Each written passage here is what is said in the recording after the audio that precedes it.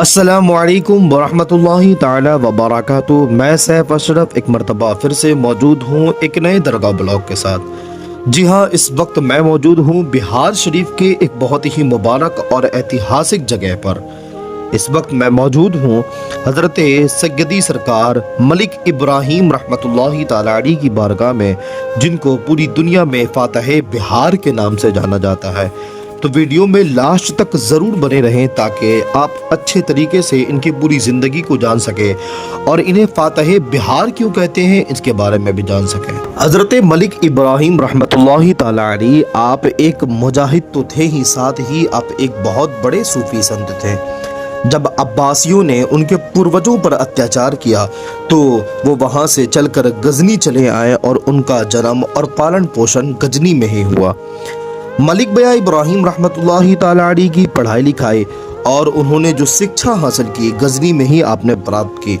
फिर वो मोहम्मद बिन तुगलक के अंडर में आकर उसकी सेवा करने लगे और दिल्ली में आ गए। हज़रत मलिक इब्राहीम बया रहमतुल्लाहि ताला अलैह आप सोहरवर्दिया सिलसिले के वंश से थे।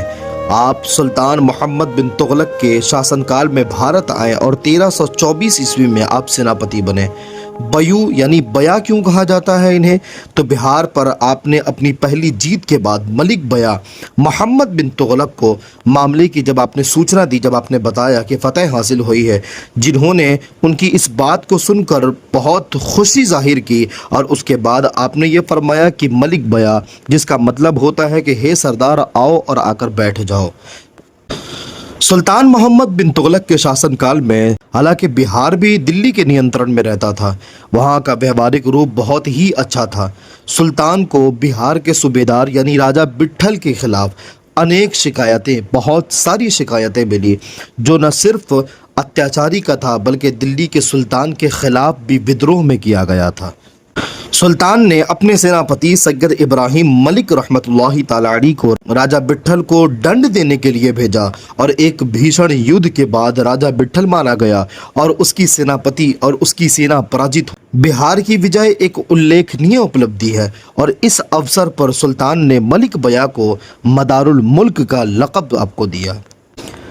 बिहार में मलिक बया ने देवड़ा और खटांगी आदि कई अभियानों का आपने नेतृत्व किया, साथ ही राजा बैठल को हराया। मोहम्मद बिन तुगलक ने उन्हें बिहार का राज्यपाल नियुक्त कर दी। सैयद इब्राहीम मलिक रहमतुल्लाहि ताला अलैह ने सुल्तान फिरोज शाह तुगलक के शासनकाल में 1351 से 1353 तक कुछ सालों तक बिहार के राज्यपाल और सेनापति के रूप में भी आपने काम किया।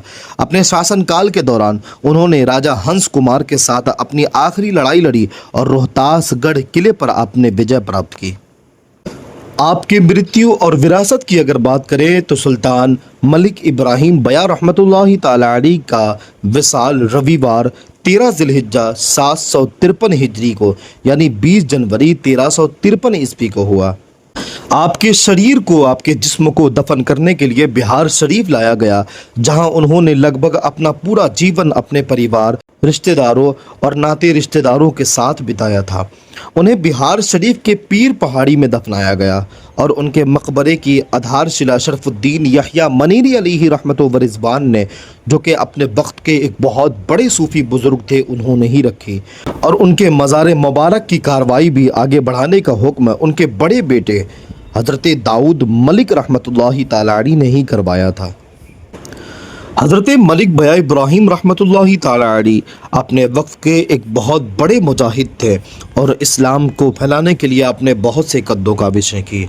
इतना ही नहीं बल्कि आप एक बहुत बड़े सूफ़ी बुज़ुर्ग थे। अपने सारी ज़िंदगी आपने सिर्फ अल्लाह की रज़ा के लिए तलवार उठाए तो दूसरी तरफ अल्लाह की इबादत और रियाज़त में ही अपने आप को ख़ुद को मशगूल रखा। आप सिलसिले सोहरवर्दिया के एक बहुत बड़े सूफ़ी बुज़ुर्ग थे और एक बहुत बड़े अपने वक्त के योद्धा भी माने जाते थे। 14वीं शताब्दी में दक्षिण बिहार में जब आप भारत पहुँचे तो वहाँ के मुसलमानों पर बहुत ज़्यादा अत्याचार हुआ करता था। तो यही सब चीज़ों को देखकर सुल्तान मोहम्मद बिन तुगलक ने आपको भेजा था और आखिरकार आपने बिहार आकर उससे लड़ाई की और उसके सारे जुल्म को ख़त्म किया। इतना ही नहीं बल्कि गैर मुस्लिमों के साथ भी राजा बिट्ठल का बहुत सारे गैर मामूलात थे, जिन सारी चीज़ों को हज़रत सुल्तान मलिक बया इब्राहीम रहमतुल्लाहि ताला अलैह ने ख़त्म किया और फिर लोगों के बीच में शांति प्रदान की, शांति कायम किया, जो कि इस्लाम का भी एक मानना है। आपका मज़ार मुबारक आज भी बड़े शान और शौकत के साथ पहाड़ के ऊपर मौजूद है। लोग आज भी वहाँ पर हाज़िरी देने के लिए जाते हैं।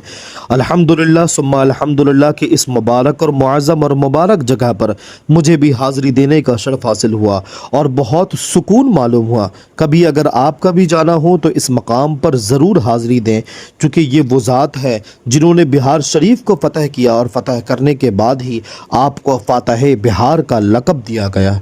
लोग आज भी कसीर तादाद में ऊपर पहाड़ों पर सीढ़ियों की तरफ से चढ़कर जाते हैं, जहां बहुत एक सुकूनी और रूहानियत का महफिल होता है, रूहानियत का माहौल होता है।